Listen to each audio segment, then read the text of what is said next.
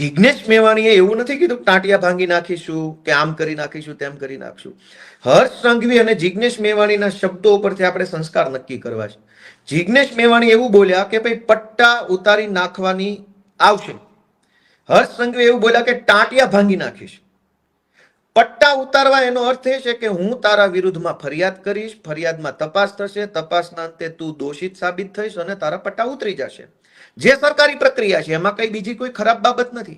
પણ ટાંટિયા ભાંગી નાખવા એ સરકારી પ્રક્રિયા નથી. તો સંસ્કારની વાત કરનાર હર્ષ સંઘવીને એટલું જ પૂછવાનું છે, પટ્ટા ઉતારી નાખીશ એ સરકારી પ્રક્રિયા છે. પટ્ટો એવું નથી કે પોલીસ વાળા નજીક બોલાવીને બેલ્ટનું બક્કલ ખોલીને કાઢી નાખ્યો.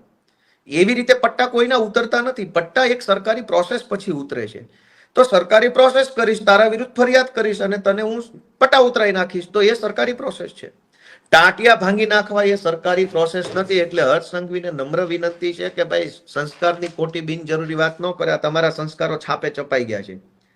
તમારા કેવા સંસ્કારો છે ને છાપામાં છપાઈ ગયા છે અને બધે જ આવી ગયું છે. પીએસઆઈ ને લાફા મારી લીધેલા છે અને આજે તમે હવે મસીહા બનવા નીકળ્યા છો.